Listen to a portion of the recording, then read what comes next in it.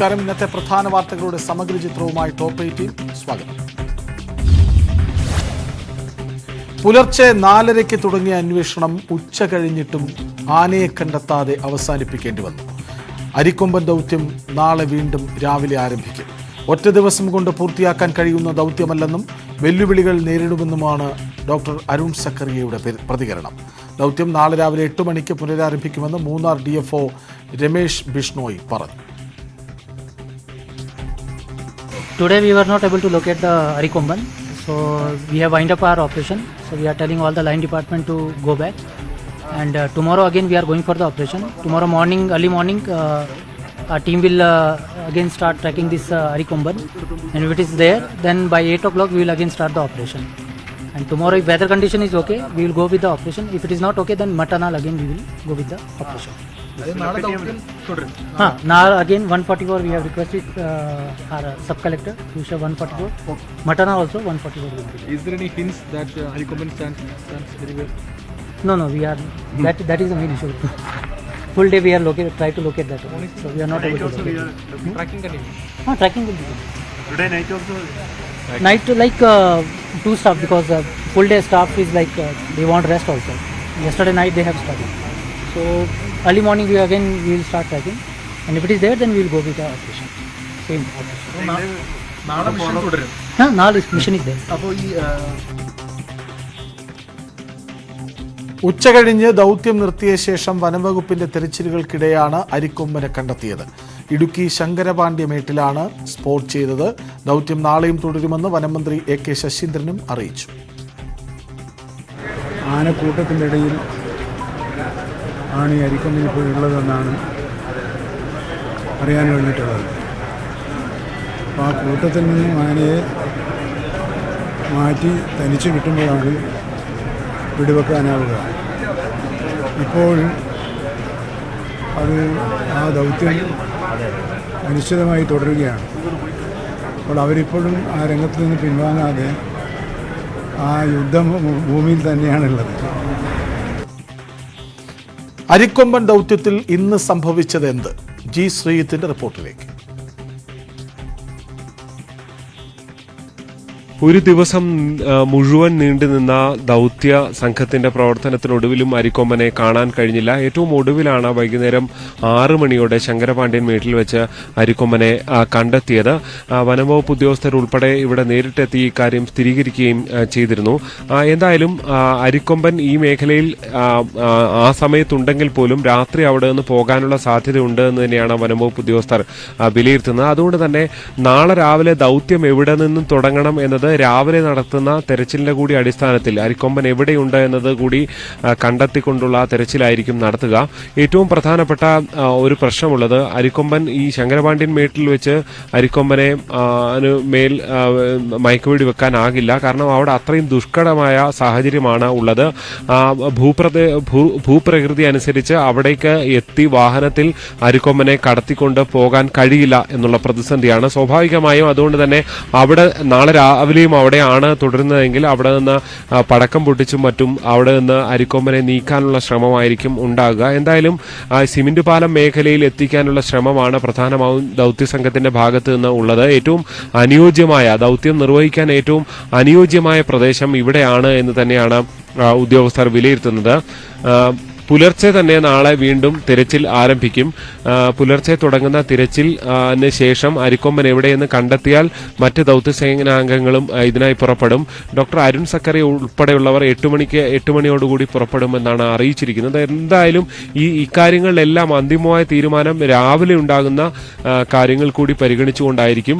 അരിക്കൊമ്പനെ എവിടെ കണ്ടെത്തുന്നു എന്നതെല്ലാം വളരെ പ്രധാനപ്പെട്ടതാണ്. എന്തായാലും അരിക്കൊമ്പനെ കണ്ടെത്തി എന്നുള്ളത് ആശ്വാസമാണ്. പക്ഷേ ഈ രാത്രി അരിക്കൊമ്പൻ അവിടെ നിന്ന് മാറിയാൽ നാളെയും തിരച്ചിലിന്റെ സാഹചര്യത്തിലേക്ക് മാത്രം ഒതുങ്ങിയാൽ കാര്യങ്ങൾ കൂടുതൽ ദുർഘടമാകും. ഇത്രയധികം ഉദ്യോഗസ്ഥർ വിവിധ വകുപ്പുകളുടെ അടക്കം ഇവിടെ തമ്പടിച്ചുകൊണ്ടാണ് ഈ പ്രവർത്തനം നടത്തുന്നത്.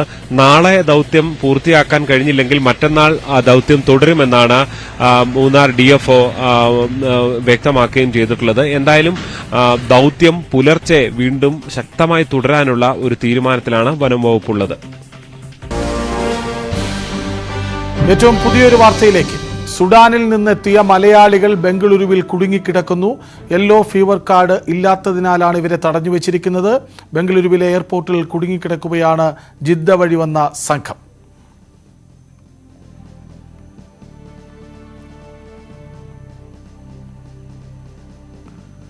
സജീർ എന്നയാൾ, സുഡാനിൽ നിന്നെത്തിയ കുടുങ്ങിക്കിടക്കുന്ന സജീർ എന്നയാളൊപ്പം ചേരുന്നു. സജീർ, എന്താണ് സംഭവിച്ചത്? ഹലോ. സജീർ പറയൂ, എന്താണ് സംഭവം? ഞങ്ങൾ ഇവിടെ വന്നിറങ്ങിയപ്പം നമ്മുടെ അടുത്ത് കാർഡ് ഉണ്ടെന്ന് വെച്ചാൽ യെല്ലോ ഫീവർ കാർഡ് ഇല്ലാത്തവർ മാറി നിൽക്കാൻ പറഞ്ഞു. യെല്ലോ ഫീവർ കാർഡ് ഇല്ല, അവരെ മാറ്റി നിർത്തിക്കൊണ്ട് ബാക്കിയുള്ളവരെ പറഞ്ഞു വിട്ടു. ബാക്കിയുള്ളവരെ പറഞ്ഞു വിട്ടിട്ട് ഞങ്ങൾ വേറെ ഒരു അക്കോമഡേറ്റ് ചെയ്യാനോ മറ്റു ഭക്ഷണം തരുവാനോ വെള്ളം തരുവാനോ ഇവരൊന്നും തയ്യാറായിട്ടില്ല. ഞങ്ങൾ ഇവിടെ വന്നതെന്ന് പറഞ്ഞു കഴിഞ്ഞാൽ 4 മണിയായപ്പോൾ ഇവിടെ നമ്മളിവിടെ ലാൻഡ് ആയതാണ്. ഇതുവരെ നമ്മൾ ഇവിടെ നിന്ന് പുറത്തോട്ട് പോകാൻ അനുവദിച്ചിട്ടില്ല. നമ്മൾ പാസ്പോർട്ട് അവർ പിടിച്ചു വെച്ചിരിക്കുകയാണ്. അതായത് 4.5 മണിക്കൂർ കഴിയുന്നു, ഇതുവരെയും വെള്ളം പോലും തന്നിട്ടില്ല. പിന്നെ അത് കഴിഞ്ഞിട്ട് നമ്മളെന്ന് വെച്ച് കഴിഞ്ഞാൽ ഇനി ഒരു ക്വാറന്റൈൻ കിടക്കാൻ പോകാൻ പറയുന്നത്. ഈ ക്വാറന്റൈൻ കിടക്കാൻ പോയി കഴിഞ്ഞാൽ നമ്മളിൽ വേറെ ഡ്രസ് ഇല്ല. ഞങ്ങളിൽ ആകെ ഉള്ളതെന്ന് വെച്ചാൽ എന്റെ ഉണ്ടെന്ന് വെച്ചാൽ ഒരു ഇതേപോലെ എന്നെ പോലെ എത്രയെങ്കിലും പേരുണ്ട്. ഒരു പാന്റും ഒരു ഉടുപ്പും മാത്രമേ ഉള്ളൂ. ഇതൊക്കെ വെച്ചിട്ട് ഞങ്ങൾ ഇതുവരെ നിങ്ങളെല്ലാവരും ഒരു വിമാനത്തിൽ നിന്ന് വന്നവരല്ലേ? ഒരു വിമാനത്തിൽ നമ്മള് സൗദി അറേബ്യയിൽ നിന്ന് വന്നവരാണ്. നമ്മള് സൗദി എയർലൈൻസിൽ വന്ന ആൾക്കാരാണ്. ശരി, എന്താണ് വിമാനത്താവള അധികൃതർ പറയുന്നത്? അവര് പറയുന്നത് നിങ്ങള് ക്വാറന്റൈനിൽ നിർബന്ധമായിട്ടും പോകണം. ഇത് നമ്മൾ ഇവിടുത്തെ ഈ സ്റ്റേറ്റ് ഗവൺമെന്റിന്റെ റൂളാണ്. അതുകൊണ്ട് നമ്മൾ എന്തായാലും ഇവിടുത്തെ ഇത് പാലിച്ചേ പറ്റുള്ളൂ. അതുകൊണ്ട് നിങ്ങൾ ക്വാറന്റൈനിൽ പോയേ പറ്റുള്ളൂ. 6 ദിവസം ക്വാറന്റൈനിൽ ഇരിക്കണമെന്നാണ് അവർ പറയുന്നത്. അങ്ങനെ എന്തെങ്കിലും നിർദ്ദേശം നിങ്ങൾ പുറപ്പെടുമ്പോൾ എംബസിയോ മറ്റോ പറഞ്ഞിരുന്നോ? ഒന്നും പറഞ്ഞിട്ടില്ല. ഒരു കാര്യവും നമ്മളെടുത്ത് അവിടെ നിന്ന് എംബസിയുടെ ഭാഗത്തുനിന്നും ആരും പറഞ്ഞിട്ടില്ല. ഞങ്ങൾ അവിടെ വന്ന് സൗദിയിൽ വന്ന് നമ്മൾ ഒരു 2 ദിവസം അവിടെ കിടന്നു. അവിടെ വന്നിട്ട് അവിടെ നിന്ന് നമ്മൾ ഇങ്ങോട്ട് പറഞ്ഞു വിടുമ്പോൾ ആരും പറഞ്ഞിട്ടില്ല. ഇപ്പൊ നമ്മളെ ഇത്രയും പകർച്ചവാദി ഈ ഒരു ഫ്ലൈറ്റിൽ 300ഓളം പേര് ഇവിടെ വന്നതല്ലേ, നമ്മളെ മാത്രമേ ഇവര് തടഞ്ഞു നിർത്തി. എത്ര പേരെ തടഞ്ഞു വെച്ചു?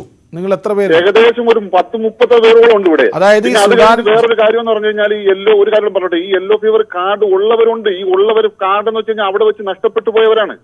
ഈ നമുക്ക് സാധനങ്ങളൊന്നും എടുക്കാൻ പറ്റാത്ത ഒരു അവസ്ഥയിൽ നമ്മൾ വന്നിട്ട് ഈ ഔട്ട് പാസിയോട് ഈസി സർട്ടിഫിക്കറ്റോട് വന്നവരാണ്. അവർ ഈ വാക്സിനേഷൻ എടുത്തിട്ടുണ്ട്.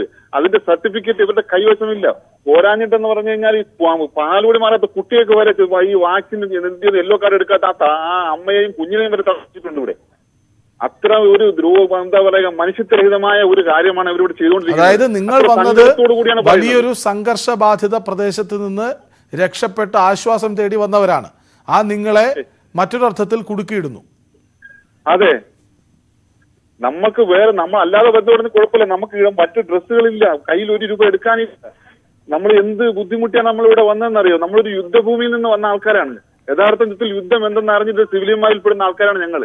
അപ്പൊ ഞങ്ങളടുത്ത് ഇവരിങ്ങനെ കാണിക്കാന്ന് പറഞ്ഞു കഴിഞ്ഞാൽ നമ്മൾ എന്താ പറയും, എന്താ ചെയ്യേണ്ടെന്ന് പോലും നമുക്കറിയില്ല. അല്ല, നിങ്ങൾ അവിടെ നിന്ന് കേരളത്തിലെ ആരുമായെങ്കിലും ബന്ധപ്പെട്ടിട്ടുണ്ടോ? ഈ വിഷയം അവതരിപ്പിച്ചിട്ടുണ്ടോ? കേരളത്തിൽ ആരുമായും ഇപ്പൊ നമുക്ക് ബന്ധപ്പെടാൻ കഴിഞ്ഞിട്ടില്ല ഇതുവരെ. നമ്മൾ ബന്ധപ്പെടാൻ ശ്രമിക്കുന്നുണ്ട്. എന്നിട്ട് നമുക്ക് ഇതുവരെ ആരെയും ബന്ധപ്പെടാൻ കഴിഞ്ഞിട്ടില്ല. അല്ല, ഈ ബംഗളൂരുവിലൊക്കെ തെരഞ്ഞെടുപ്പിന്റെ സാഹചര്യം കൂടിയാണ്. അപ്പോ നിങ്ങളിപ്പോൾ എത്ര പേരുണ്ടെന്നാണ് പറഞ്ഞത്? 30-ൽ കൂടുതൽ ആൾക്കാരുണ്ട്. അതായത് പകുതിയിലധികം ആൾക്കാർ എമിഗ്രേഷന്റെ ഭാഗത്തേക്ക് വന്നിട്ടില്ല. അവർ അനുവദിച്ചിട്ടില്ല. എമിഗ്രേഷന്റെ ഭാഗത്തേക്ക് വരാൻ അവർ അനുവദിച്ചിട്ടില്ല. അതിൽ ഒരു കുറച്ച് പേര് എമിഗ്രേഷന്റെ ഭാഗത്ത് വന്നു. എമിഗ്രേഷൻ അല്ല, എന്റെ സംശയമായി ചോദിച്ചോട്ടെ സജീർ, അതായത് നിങ്ങൾ എല്ലാവരും സുഡാനിൽ നിന്ന് വന്നവരായിരുന്നോ? ആ വിമാനത്തിൽ ആ ഫ്ലൈറ്റിൽ വന്നിട്ടുള്ള എല്ലാവരും സുഡാനിൽ നിന്ന് വന്നവരാണ്. അതിൽ തന്നെ കുറെ പേരുടെ കയ്യിൽ യെല്ലോ ഫീവർ കാർഡ് ഉണ്ടായിരുന്നു. കുറച്ചു പേരുടെ കയ്യിലുണ്ടായിരുന്നു. അവരോട് പോകാൻ പറഞ്ഞു, ബാക്കിയുള്ളവരോട് തങ്ങാൻ പറഞ്ഞു. അതെ, അതായത് ഇതൊരു വലിയ ഒരു രക്ഷാ ദൗത്യം കൂടിയാണല്ലോ. അതിന്റെ ഭാഗമായാണല്ലോ നിങ്ങൾ വരുന്നത്. സ്വാഭാവികമായി നിങ്ങൾക്ക് കേന്ദ്ര മന്ത്രിമാരുണ്ട്, അല്ലെങ്കിൽ സംസ്ഥാന മന്ത്രിമാരുണ്ട്, ഇവിടെ പൊളിറ്റീഷ്യൻസ് വേറെയുണ്ട്. അവരെയൊക്കെ ഒന്ന് ബന്ധപ്പെടാൻ ശ്രമിച്ചിരുന്നോ? നമുക്ക് ഇവിടെ ഞങ്ങൾ പുറത്തുനിന്ന് വന്നവരില്ലേ, നമുക്ക് നമ്മൾ പുറത്തുനിന്ന് ഇവിടെ വന്ന് ഇവിടെ ആരുടെയും നമ്പരോ മറ്റു കാര്യങ്ങളോ നമ്മുടെ കൈവശമില്ല. അത് ഈ വാർത്ത അതിന് ഉപകരിക്കും എന്ന് പ്രതീക്ഷിക്കുന്നു. ഇനി നിങ്ങളിപ്പോൾ എവിടെയാണുള്ളത്? വിമാനത്താവളത്തിൽ ബാംഗ്ലൂരു എയർപോർട്ടിനകത്താണ് ഞങ്ങൾ ഉള്ളത്. അകത്ത് നിങ്ങൾക്കായി ഒരു പ്രത്യേക സ്ഥലം ക്രമീകരിച്ചിട്ടുണ്ടോ അവർ? ഒന്നുമില്ല, ഒരു കാര്യമില്ല, ഒന്നും അവർ ക്രമീകരിച്ചിട്ടില്ല. അല്ല, പൊതുവിടത്ത് എങ്ങനെ നിങ്ങളിപ്പോൾ നിങ്ങൾക്ക് യെല്ലോ ഫീവർ കാർഡ് വേണമെന്ന് അവർ നിർബന്ധം പറയുകയും നിങ്ങളെ പൊതുവിടത്ത് തന്നെ എല്ലാവരും വന്നു പോകുന്ന ഇടത്ത് തന്നെ നിങ്ങളെ ക്രമീകരിക്കുകയും ചെയ്യുന്നത് തെറ്റല്ലേ? അത് തീർച്ചയായിട്ടും തെറ്റാണ്. അത് തീർച്ചയായിട്ടും അവർ കാണിക്കുന്ന തെറ്റ് തന്നെയാണ്. അത് പോരാഞ്ഞിട്ടെന്ന് പറഞ്ഞു കഴിഞ്ഞാൽ ഇത് വേറെ ഒന്ന് ചിന്തിക്കേണ്ട. ഈ 300 പേര് വന്നെടുത്ത് വെച്ചിട്ട് അതിൽ ഉൾപ്പെട്ട ആൾക്കാരെല്ലാം ഈ കാർഡ് ഇല്ല എന്ന് പറഞ്ഞു, കാർഡ് ഉണ്ടായിട്ടും ഇല്ല എന്ന് പറയുന്നത് അത് തെറ്റല്ലേ? കാർഡ് ഇവർക്കെന്ന് പറഞ്ഞു കഴിഞ്ഞാൽ അവിടെ ഞങ്ങൾക്കൊക്കെ എന്ന് പറഞ്ഞു കഴിഞ്ഞാൽ കാർഡുണ്ട്. പക്ഷെ നമുക്ക് ഇതൊന്നും നമ്മളെ കയ്യിൽ എടുക്കാൻ പറ്റാത്തൊരവസ്ഥയിലാണ് ഞങ്ങൾ ഇവിടെ എത്തിയിരിക്കുന്നത്. എത്രയെങ്കിലും പേർക്കുണ്ട്. ഇതിപ്പോൾ വലിയൊരു യുദ്ധഭൂമിയിൽ നിന്ന് വന്നവരോട് പെരുമാറേണ്ട രീതിയിലല്ല അവിടെ നിങ്ങളോട് പെരുമാറുന്നത്. അല്ല, തീർച്ചയായിട്ടും അല്ല.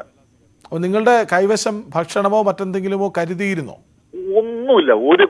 നമുക്ക് അവിടെ നിന്ന് ജിദ്ദയിൽ നിന്ന് കയറുമ്പോൾ അങ്ങനെ ഭക്ഷണവും മറ്റു കാര്യങ്ങളോ ഒന്നും നമുക്ക് തന്നില്ല. ജിദ്ദയിൽ നിന്ന് നേരെ എയർപോർട്ടിലാണ് വിട്ടേക്കണത്. പക്ഷെ ജിദ്ദയിൽ നമ്മൾ ഇന്ത്യൻ എംബസിയുടെ സ്കൂളിൽ താമസിക്കുമ്പോൾ നമുക്ക് എല്ലാവിധ സഹായങ്ങളും എല്ലാവിധ കാര്യങ്ങളും അവിടുത്തെ സന്നദ്ധ സംഘടനകൾ KMCC ആയാലും പിന്നെ മറ്റു സംഘടനകളായാലും നമുക്ക് വേണ്ടുന്നതെല്ലാം അവർ നമ്മളെ മനസ്സ് നിറഞ്ഞ് നമ്മളെ സ്വീകരിച്ചത് നമ്മളെ ജിദ്ദ എംബസി സ്കൂളിൽ അത് സ്വീകരിച്ചാണ്.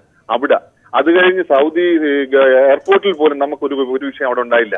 പക്ഷെ നമ്മളെ സ്വന്തം നാട്ടിൽ വന്നപ്പോൾ നമ്മൾ ഇത് അനുഭവിക്കേണ്ടി വരുന്നത് നമുക്ക് വളരെ സങ്കടകരമായ ഒരു അവസ്ഥയാണ്. നിങ്ങൾ ഒരിക്കലും ആഗ്രഹിക്കാത്തതാണ് ഇപ്പോൾ സംഭവിക്കുന്നത്. തീർച്ചയായിട്ടും. ശരി സജീർ, സുഡാനിൽ നിന്നെത്തിയ മലയാളികൾ ബംഗളൂരുവിൽ കുടുങ്ങിക്കിടക്കുന്നു. യെല്ലോ ഫീവർ കാർഡ് ഇല്ലാത്തതിനാലാണ് ഇവരെ തടഞ്ഞു വെച്ചിരിക്കുന്നത്. ബംഗളൂരുവിലെ എയർപോർട്ടിൽ കുടുങ്ങിക്കിടക്കുകയാണ്. ജിദ്ദ വഴി വന്ന സംഘം, അക്കൂട്ടത്തിലെ സജീർ എന്നയാളാണ് നമ്മളോട് പ്രതികരിച്ചത്. 30ഓളം പേർ അവിടെയുണ്ട്. വിവിധ കുടുംബങ്ങളാണ്. അവർക്കൊക്കെ ഈ യെല്ലോ ഫീവർ കാർഡ് ഉണ്ട്. പക്ഷേ ഈ യുദ്ധഭൂമിയിൽ നിന്ന് മടങ്ങി വരുമ്പോൾ ഇതൊക്കെ കരുതി വയ്ക്കണം എന്നവർ അറിയുന്നില്ലല്ലോ. മാത്രമല്ല ഇതൊക്കെ നഷ്ടപ്പെട്ടിട്ടുണ്ടാകാം. വലിയൊരു ദുരവസ്ഥയിൽ നിന്ന് രക്ഷ തേടി വിമാനമാർഗം സംഘടനകളുടെ സഹായത്തോടെ, കേന്ദ്ര സർക്കാരിൻ്റെ സഹായത്തോടെ, എംബസിയുടെ സഹായത്തോടെയൊക്കെ അവിടെ നിന്ന് പറന്ന് നാട്ടിലെത്തുമ്പോൾ ഇവിടെയാണ് ഈ ദുരവസ്ഥ എന്നോർക്കണം. അതായത് പുറത്തേക്ക് വിട്ട് അവർക്ക് ആശ്വാസം പകർന്നു നൽകേണ്ടവർ തന്നെ യെല്ലോ ഫീവർ കാർഡ് ഇല്ല എന്ന കാരണത്താൽ നിങ്ങൾ ക്വാറന്റൈനിൽ ഇരിക്കണമെന്ന് പറഞ്ഞ് പൊതു ഇടത്തിരുത്തിയിരിക്കുന്നു. അതാണ് ഏറ്റവും ശ്രദ്ധേയമായ കാര്യം. അതായത് യെല്ലോ ഫീവർ കാർഡ് എവിടെ എന്ന് ചോദിക്കുന്നു, അതില്ല. ഇല്ലാത്തവർ ഇവിടെ നിൽക്കൂ, ഈ പൊതു ഇടത്ത് നിൽക്കൂ. അവിടെ ആരെങ്കിലുമൊക്കെയോ വന്നു പോകുന്നുണ്ട് താനും. അതായത് വളരെ കഷ്ടതയിലാണ് അവർ. 4.5 മണിക്കൂർ പിന്നിടുന്നു. വെള്ളമോ ഭക്ഷണമോ അവർക്ക് കൊടുത്തിട്ടില്ല. കൈവശം ഡ്രസ്സ് പോലും കൂടുതൽ കരുതിയിട്ടില്ല. കെട്ടിയതെടുത്ത് നാട്ടിലേക്ക് പുറപ്പെട്ട് നാട്ടിൽ വന്ന് സന്തോഷത്തോടെ ആശ്വാസത്തോടെ ഇരിക്കാമെന്ന് പ്രതീക്ഷിച്ച് വന്നവരാണിപ്പോൾ ബംഗളൂരു എയർപോർട്ടിൽ കുടുങ്ങിക്കിടക്കുന്നത്.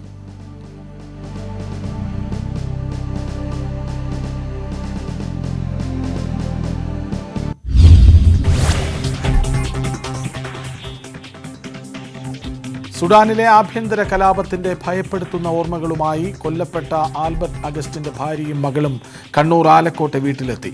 സുഡാൻ ഉംദുർമൻ ആശുപത്രി മോർച്ചറിയിൽ സൂക്ഷിച്ച ആൽബർട്ട് അഗസ്റ്റിന്റെ മൃതദേഹം ഏപ്രിൽ 30 ശേഷം നാട്ടിലെത്തിക്കാൻ കഴിയുമെന്ന പ്രതീക്ഷയിലാണ് കുടുംബം. സുഡാനിൽ ഈസ്റ്റർ ആഘോഷങ്ങൾക്ക് ശേഷം ഭർത്താവിനൊപ്പം നാട്ടിലേക്ക് മടങ്ങാനായിരുന്നു സബല്ലയുടെ തീരുമാനം.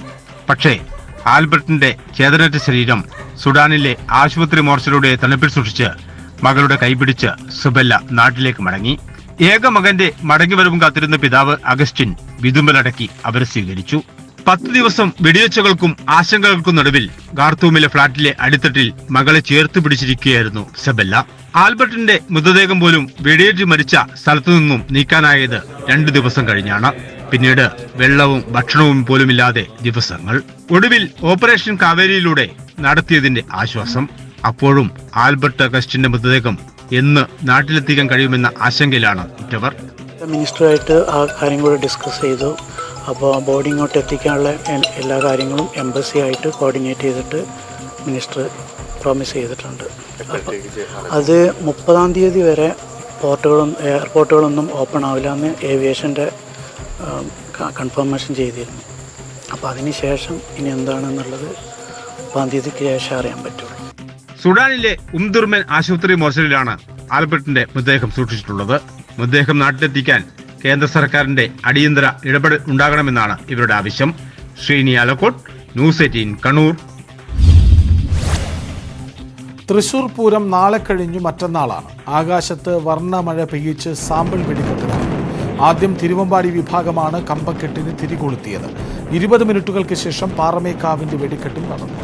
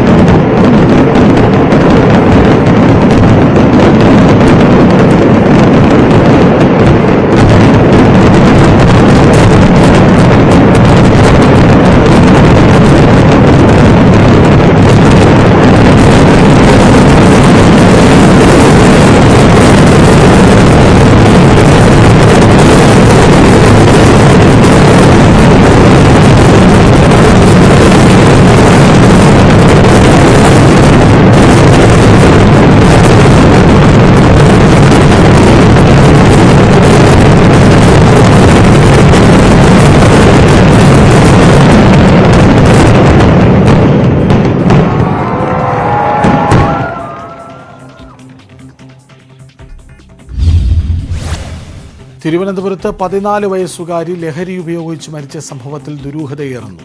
പഠിക്കാൻ മിടുക്കിയായിരുന്നു എന്നാണ് പെൺകുട്ടിയെക്കുറിച്ച് സ്കൂൾ അധികൃതരും സുഹൃത്തുക്കളും പറയുന്നത്. ക്ലാസ്സിലെ ഏറ്റവും മിടുക്കിയായിരുന്ന വിദ്യാർത്ഥിനി, അധ്യാപകർക്ക് പ്രിയങ്കരി, ക്ലാസ് ലീഡർ. അവളെക്കുറിച്ച് അധ്യാപകർക്ക് പറയാനേറെയുണ്ട്. ലഹരി ഉപയോഗിക്കുമായിരുന്നു എന്ന് വിശ്വസിക്കാനാകാതെ വിറങ്ങലിച്ച് അധ്യാപകർ. 9:15 പോലീസ് വാനിൽ സ്കൂളിലെത്തും. 3:30 അതേ ബസ്സിൽ മടങ്ങിപ്പോകും. സ്കൂളിന് പുറത്തു പോകാനോ ലഹരി ഉപയോഗിക്കാനോ ഒരു സാധ്യതയുമില്ല. ലഹരി ഉപയോഗിച്ചാൽ ഉണ്ടാകാൻ സാധ്യതയുള്ള ശാരീരിക ബുദ്ധിമുട്ടുകളൊന്നും ഒരിക്കൽ പോലും അവൾ പ്രകടിപ്പിച്ചിട്ടില്ലെന്ന് ക്ലാസ് ടീച്ചർ പറയുന്നു. സ്കൂളിലെ വിനോദയാത്രയിലും സജീവമായി പങ്കെടുത്തു. എപ്പോഴും കൂട്ടുകാർക്കൊപ്പം സന്തോഷവതിയായി കാണാറുള്ള കുട്ടി. കൂട്ടുകാർക്കും കുട്ടിയെക്കുറിച്ച് മോശം അഭിപ്രായമില്ല. മുടങ്ങാതെ ക്ലാസ്സിൽ ഹാജരാകും. വർഷാന്ത്യ പരീക്ഷയിലും നല്ല മാർക്ക്. പിന്നെ എങ്ങനെ അവൾ ലഹരിക്കടിമയായിരുന്നുവെന്ന് വിശ്വസിക്കുമെന്ന് അധ്യാപകർ ചോദിക്കുന്നു. ഇത് തന്നെയാണ് മരണത്തിലെ ദുരൂഹത വർദ്ധിപ്പിക്കുന്നത്. ഒപ്പം ആശങ്കയും. ന്യൂസ് 18 തിരുവനന്തപുരം. തിരുവനന്തപുരത്ത് ലഹരി ഉപയോഗത്തെ തുടർന്ന് പെൺകുട്ടി മരിച്ച സംഭവം രക്ഷിതാക്കളെ ആശങ്കയിലാഴ്ത്തുന്നതായി വി ഡി സതീശൻ. ലഹരി മാഫിയ അഴിഞ്ഞാടുന്നത് സർക്കാർ ഗൌരവത്തോടെ നോക്കിക്കാണുന്നില്ലെന്നും പ്രതിപക്ഷ നേതാവ് കുറ്റപ്പെടുത്തി.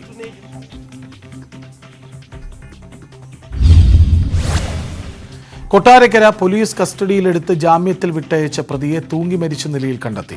പൂയപ്പള്ളി നെല്ലിപ്പറമ്പ് സ്വദേശി അജിയെയാണ് വീട്ടിലെ കിടപ്പുമുറിയിൽ തൂങ്ങി മരിച്ച നിലയിൽ കണ്ടെത്തിയത്. മാനസികവും ശാരീരികവുമായ പീഡനമേൽക്കേണ്ടി വന്നതിലാണ് യുവാവ് ജീവനൊടുക്കിയതെന്ന് ബന്ധുക്കൾ പറയുന്നു. സംഭവത്തിൽ അന്വേഷണം ആവശ്യപ്പെട്ട് പിതാവ് ഗോപാലകൃഷ്ണപിള്ള പോലീസിൽ പരാതി നൽകി.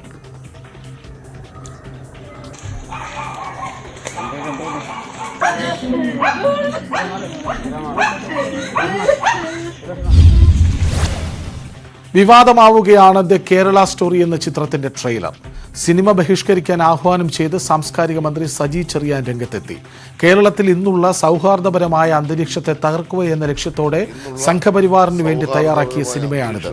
കേരളത്തിലെ മതനിരപേക്ഷ മനസ്സുള്ളവർ ഒന്നടങ്കം cinema ബഹിഷ്കരിക്കണമെന്നും Saji Cherian. The Kerala story Sangh Parivar അജണ്ടയെന്ന് പ്രതിപക്ഷ നേതാവ് വി ഡി സതീശൻ. എല്ലാവരെയും തെറ്റിദ്ധരിപ്പിക്കുന്ന സിനിമയാണ്. ഏത് വിവരത്തിന്റെ അടിസ്ഥാനത്തിലാണ് ഈ സിനിമ തയ്യാറാക്കിയതെന്നും വി ഡി സതീശൻ ചോദിച്ചു. താങ്കളുടെ ചോദ്യത്തിൽ ചോദിച്ചതുപോലെ സർക്കാരിന്റെ അനുമതിയില്ലാതെ സിനിമയിലും സീരിയലിലും പോലീസുകാർ അഭിനയിക്കുന്നതിനെതിരെ നടപടിയുമായി DGP. അഭിനയിക്കുന്നതിന് മുൻകൂർ അനുമതി വാങ്ങണമെന്ന് 2015 സർക്കാർ നിർദ്ദേശിച്ചിരുന്നു. ഇതിനുള്ള മാർഗനിർദ്ദേശങ്ങളും പുറത്തിറക്കി.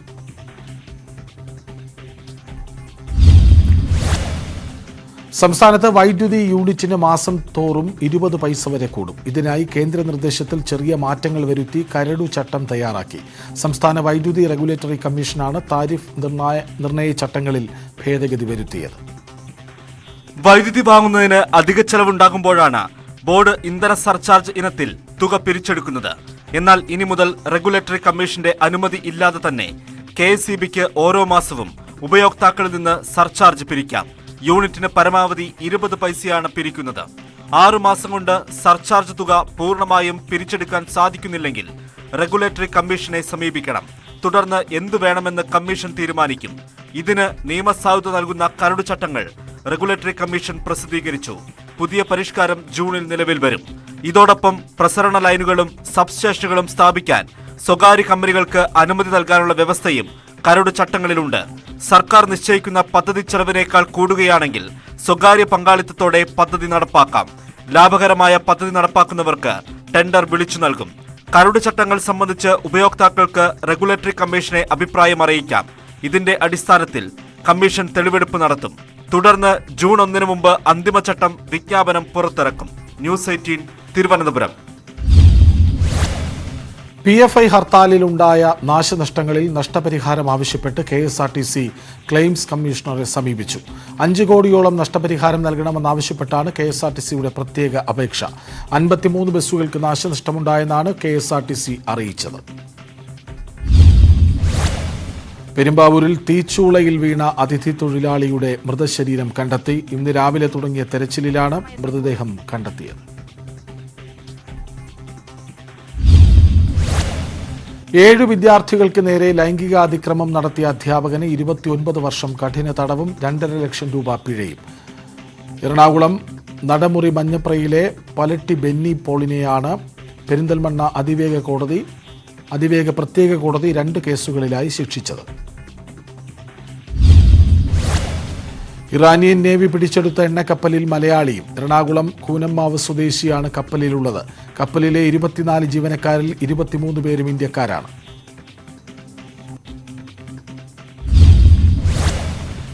കർണാടകയിൽ BJP സർക്കാർ വീണ്ടും അധികാരത്തിൽ വരുമെന്ന് ഗോവ മുഖ്യമന്ത്രി പ്രമോദ് സാവന്ത് ന്യൂസ് 18നോട്.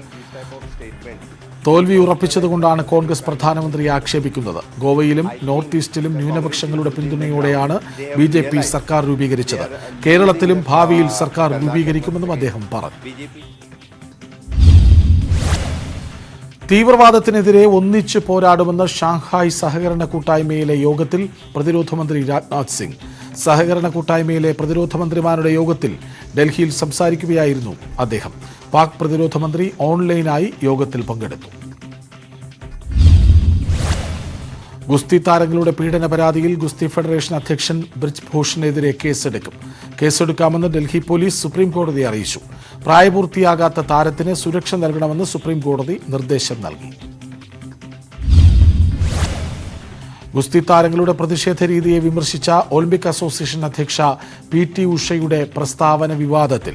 തെരുവിലെ സമരം കായിക മേഖലയ്ക്കും രാജ്യത്തിന്റെ പ്രതിച്ഛായയ്ക്കും ദോഷമാണെന്ന പരാമർശമാണ് വിവാദമായത്. വാക്കുകൾ വല്ലാതെ മുറിപ്പെടുത്തിയെന്ന് ഗുസ്തി താരം ബജ്രംഗ് പൂനിയ പറഞ്ഞു. സഹതാരങ്ങളുടെ നീതിപൂർവകമായ പ്രതിഷേധത്തെ ഇകഴ്ത്തിക്കാട്ടാനുള്ള ശ്രമം ശരിയായില്ലെന്ന് കോൺഗ്രസ് നേതാവ് ശശി തരൂർ ട്വീറ്റ് ചെയ്തു. ഗുസ്തി ഫെഡറേഷൻ അധ്യക്ഷനും BJP MPയുമായ ബ്രിജ് ഭൂഷൺ ശരൺ സിംഗിനെതിരായ ലൈംഗിക അതിക്രമ പരാതികളിൽ FIR രജിസ്റ്റർ ചെയ്യാത്തതിനെതിരെയാണ് രാജ്യതലസ്ഥാനത്ത് ഗുസ്തി താരങ്ങളുടെ പ്രതിഷേധം തുടരുന്നത്. ടോപ്പ് 18 പൂർണ്ണമാകുന്നു. നമസ്കാരം.